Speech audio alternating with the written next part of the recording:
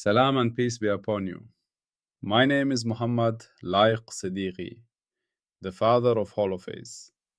Episode 6, Part 8. We have now reached a subtle turning point in our journey. In the first part of this episode, we asked why it even makes sense to speak about a language of reality. We shifted from thinking in terms of little pieces of stuff to thinking in terms of patterns written in one underlying field, the holophase, this everywhere present rhythm we call phi. In the second part, we walked through the languages we already know: human speech, DNA, binary code, weaving. We saw how each of them uses a small alphabet, a grammar, and a way of creating meaning. We saw how rugs, genes, and sentences are all different stories written in their own codes. And then, we made the quiet but radical claim that phi is deeper than all of them, that it is not just another code about reality, but the code reality itself is written in. Now we need something that every good language student needs: a map. Imagine you walk into a vast library where every book is written in a language you do not yet know. The letters look unfamiliar, the sentences flow in strange ways, but you can feel that there is structure there. If you want to learn to read those books, you could start with a single sentence, then another, and slowly piece things together.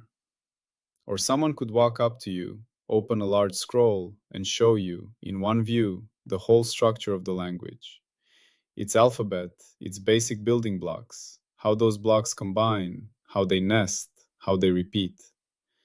You would not yet understand every detail, but you would carry a global picture in your mind as you learned. That is exactly what we are going to do now. We are going to unroll the map of the holophase language. You can think of this map as a great tree, growing upward from a single root. At the root is the holophase itself, phi. From that root, branches grow, the simplest patterns of change. From those branches grow thinner branches, more refined, higher-order patterns of change. The tree keeps branching, in principle without end. That whole branching structure is the full dictionary of how phi can behave locally. So for this part of the episode, I invite you to imagine, or if you are watching the video, to look at, a single image we will come back to again and again. At the bottom of the image, there is a glowing point with the label phi. From that point, a thick trunk rises. Then the trunk splits into several large branches. Each large branch splits into smaller branches, and those into even finer twigs. Near the top, the branches fade into mist, because there is no last branch. The tree is, in principle, infinite. This tree is our master picture of the language of reality. Let us start at the bottom. Phi is the silent root. By itself, without any change, phi carries no directly observable information. You can add the same constant to phi everywhere, and nothing that you can measure will change. This is what we called shift symmetry. It is like raising every note in a song by the same amount. The melody, the intervals, the emotional shape of the music are unchanged. It is like adding 1 meter to every height on Earth. Mountains and valleys keep their relative structure.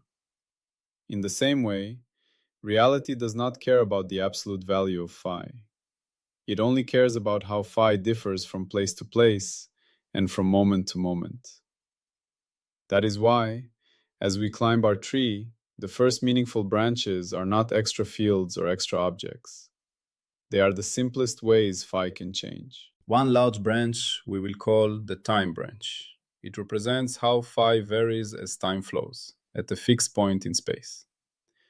The basic letter on this branch is something we will call omega, the temporal cadence of phi. Omega answers a simple question. If I stay right here in space and let time move forward just a tiny bit, how much does phi turn along its circle? If omega is large at some point, the local rhythm of reality there is beating fast, If omega is small, the local rhythm is slow. You can picture the universe filled with tiny clocks, one at every point, each showing how quickly phi is rotating there. The field of all those ticking rates is the time branch of our language. Another large branch we will call the space branch. It represents how phi varies from place to place at a fixed moment in time. The basic letter here is something we will call K, the spatial pattern of phi. K answers questions like, if I walk a little step to the left, how much has phi turned compared to where I started? If I step forward or up, how does the phase shift? Where K is large, phi twists quickly over short distances, like tight ripples on a pond or dense threads in a woven fabric. Where K is small, phi changes slowly over space, like broad, smooth swells or a very loose weave. If omega is the song of time, K is the pattern of space. But the language does not really separate time and space on its own. That is something we humans tend to do for convenience. In the holophase picture, it is more natural to think of a combined branch that we might call the spacetime branch. The basic letter on this branch is the total change of phi for any small movement in spacetime. Imagine you can nudge reality a tiny bit in any direction, purely forward in time, sideways in space, or some mixture. For each possible nudge, phi will change by a certain amount. All those possibilities together form a kind of directional compass of change.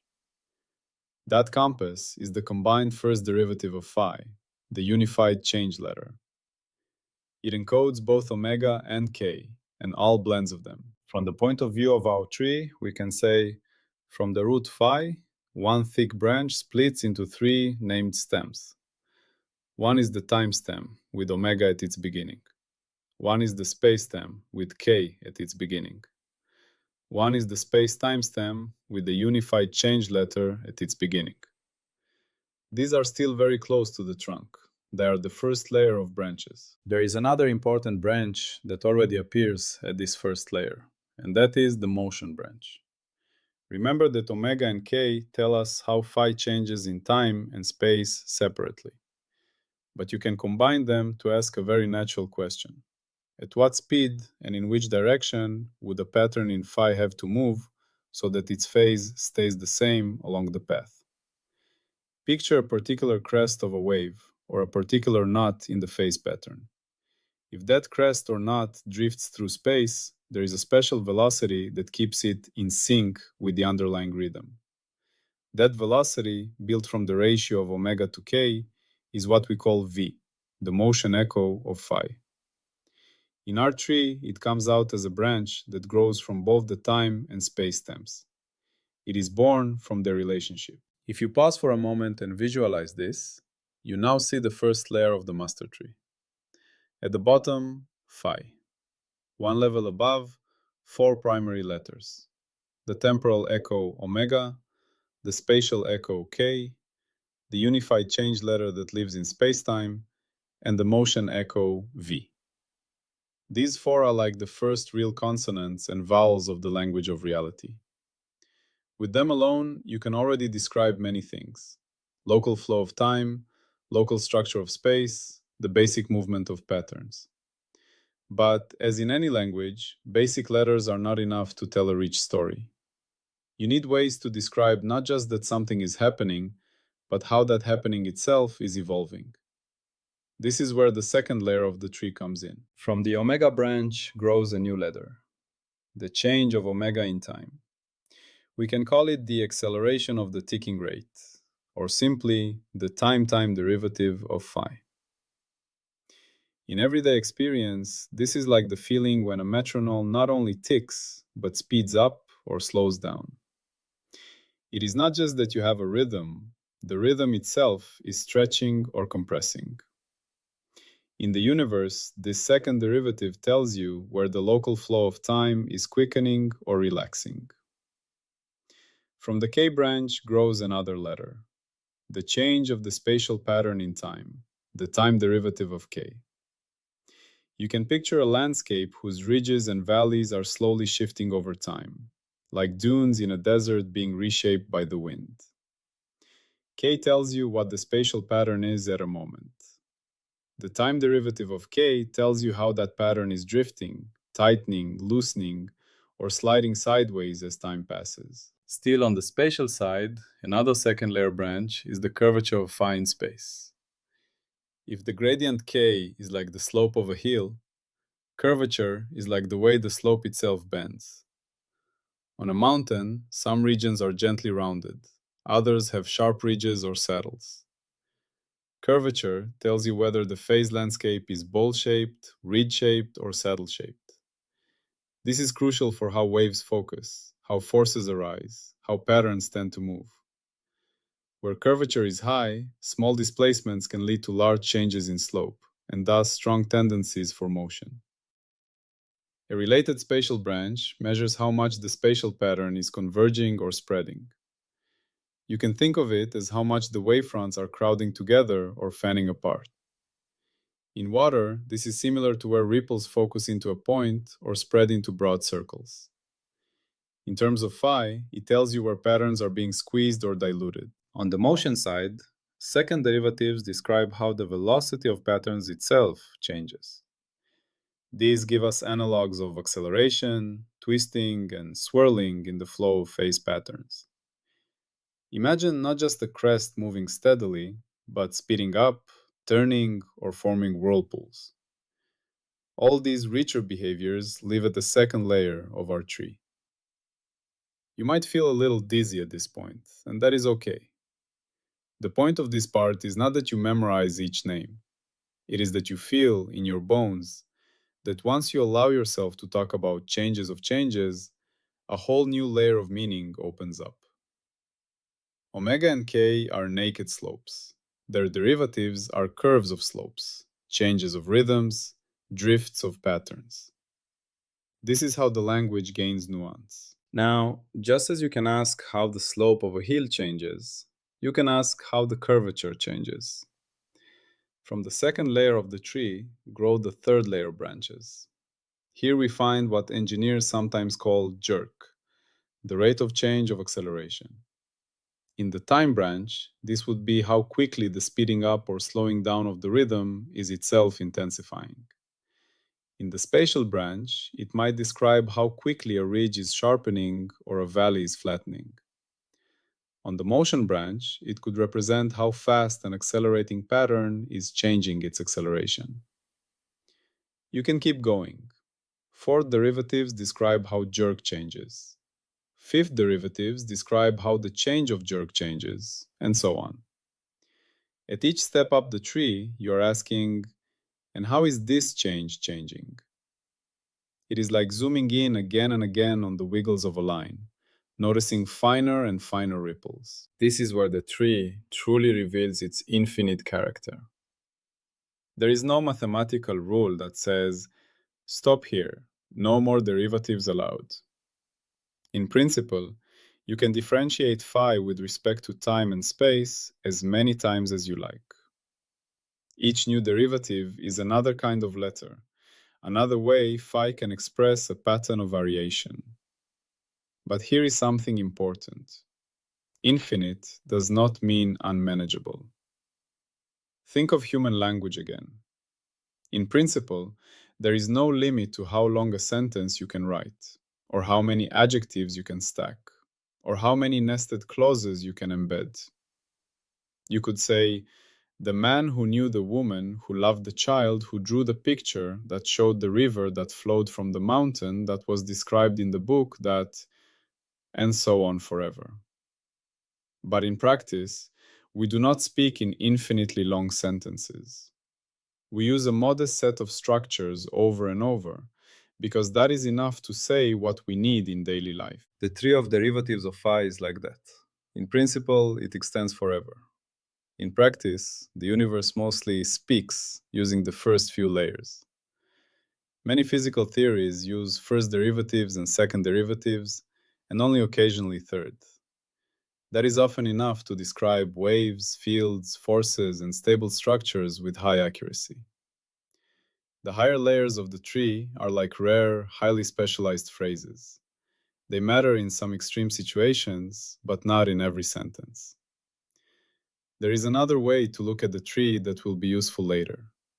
Instead of thinking of it only as layers of height, you can think of it as three main clusters of branches. One cluster is the temporal tower. This is where we keep differentiating phi with respect to time again and again, always at the same point in space.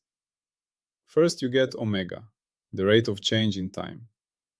Then you get alpha, the rate of change of omega. Then you get the time derivative of alpha, and so on. Standing under this tower is like standing in one spot and watching how reality's rhythm behaves as time flows past you, noticing its speed, its acceleration, its jerk, its higher ripples. Another cluster is the spatial tower. Here you keep differentiating phi with respect to position. First you get k, the local slope of phase in space. Then you get curvature, then gradients of curvature, then higher shapes. Standing under this tower is like exploring a landscape and paying attention not just to hills and valleys, but to the way those hills and valleys themselves are arranged. The third cluster is the mixed tower. These branches describe what happens when time and space changes intertwine.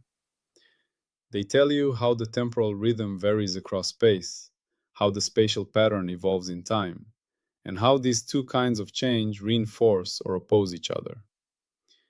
This mixed tower is where the dynamics of waves, flows, and propagating patterns really live. It is the grammar section of the tree where stories happen, where patterns cause other patterns. When we put all three clusters together, we get the full master tree. Every possible way phi can change, at any order, in time, in space, and in combinations of both. Mathematicians sometimes give a name to the whole collection of all these derivatives at a single point. They speak of the full jet of phi at that point, meaning the complete local fingerprint of how phi is behaving there. You can picture this as taking a tiny magnifying glass to one point of the universe and writing down not only the value of phi, but the entire infinite stack of its derivatives. If you truly had that infinite list, you could, in principle, reconstruct the behavior of phi in a neighborhood around that point with perfect accuracy. Of course, in real life, no experiment can ever access an infinite list.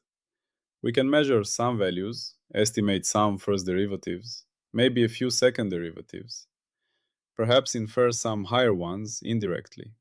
Beyond that, noise and finite precision wash out the details.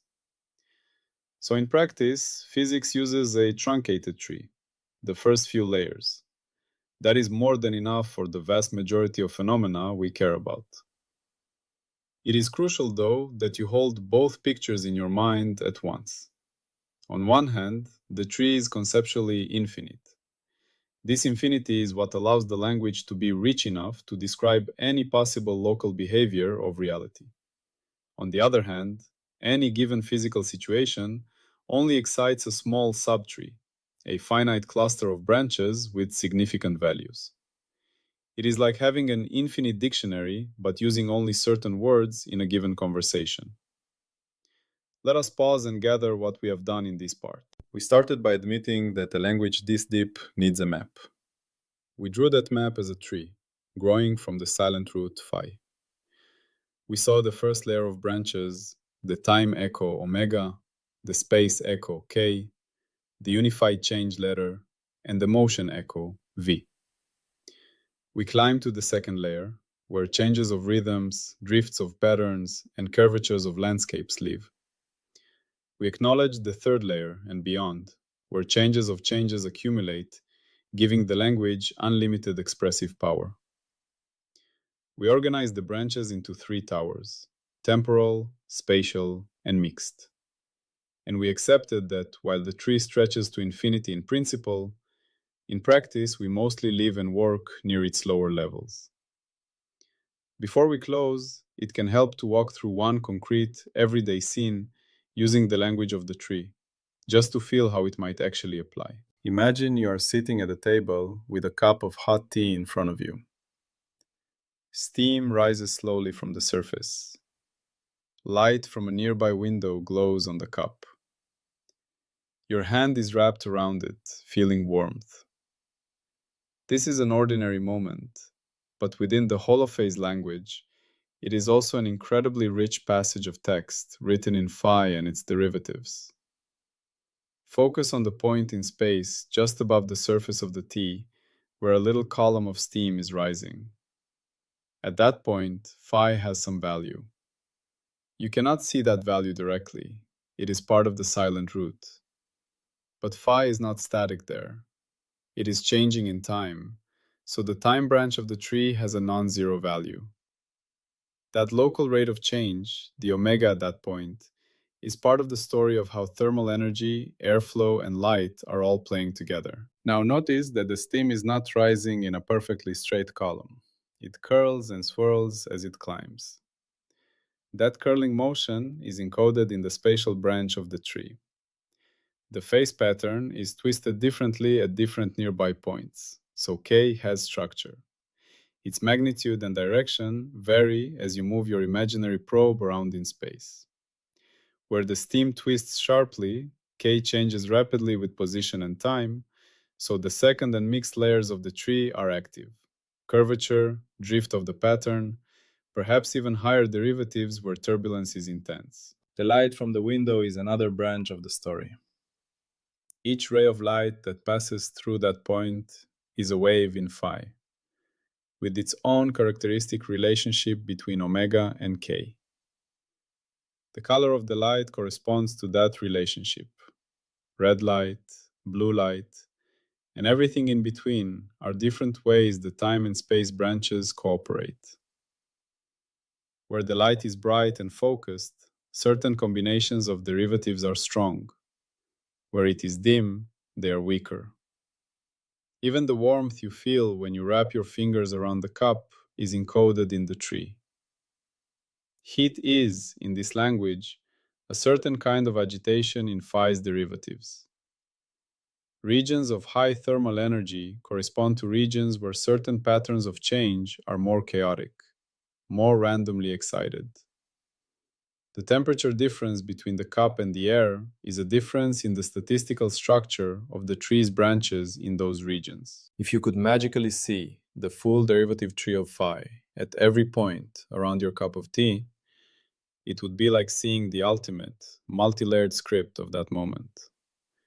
The steam's curls, the shimmering light, the warmth, the slight trembling of your hand, even the faint vibrations in the table would appear as intricate variations in how high up the tree the activity goes, which branches are lit, and how they connect.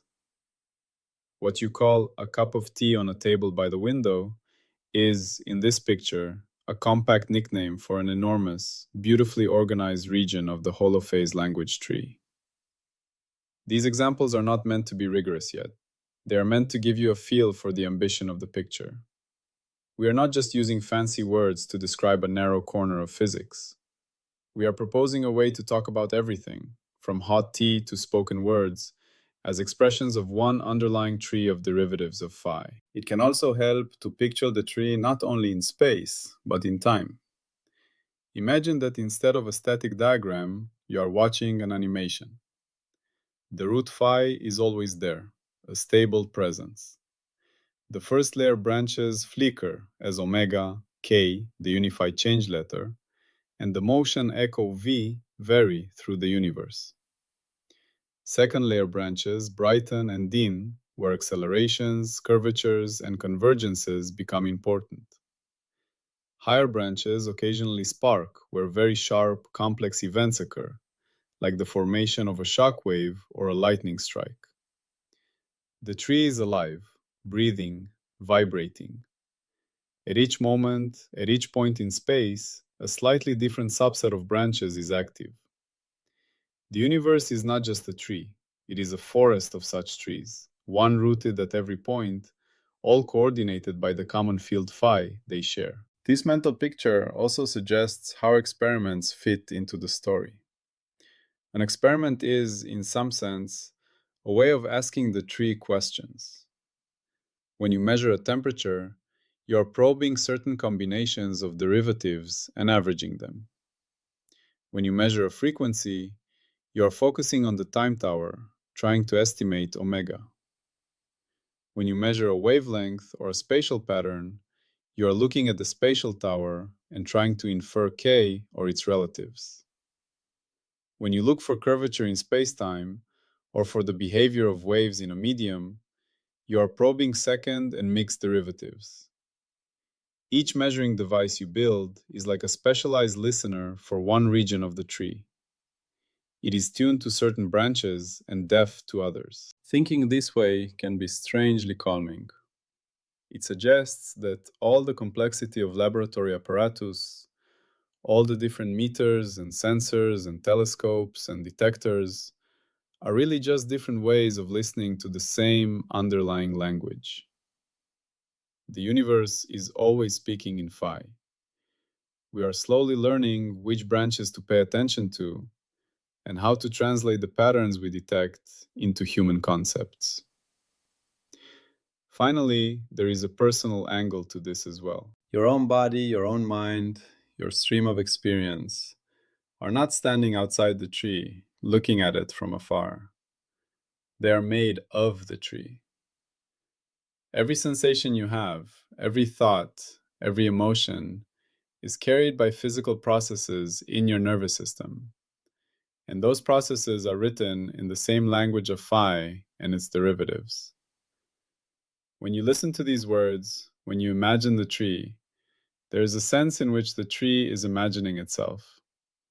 A particular configuration of the Holophase language has grown complex enough to hold a model of the language it is written in. We will not go deeply into that today, but it is worth carrying as a quiet thought. The language of reality does not only describe stars and particles and cups of tea.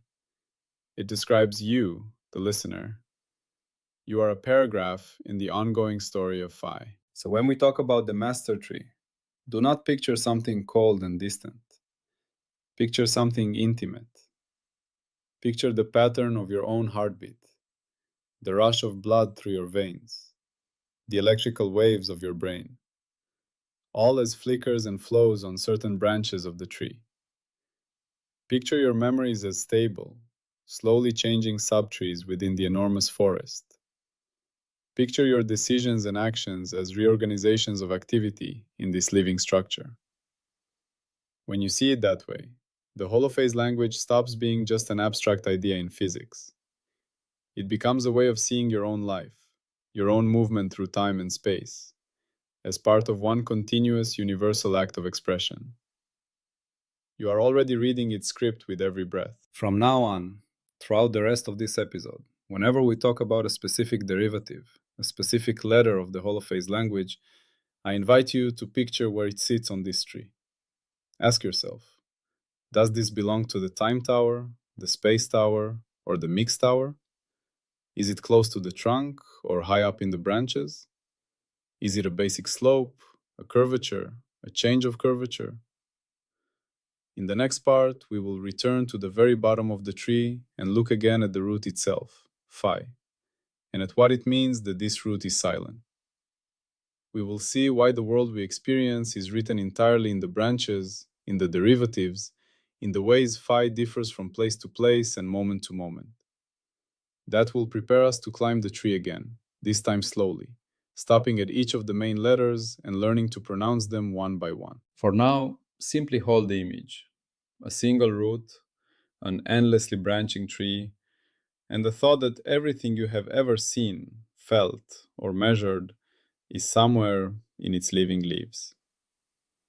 Salam and peace be upon you. My name is Mohammed Laik Siddiqui, the father of Holophase. Episode 6, Part 8.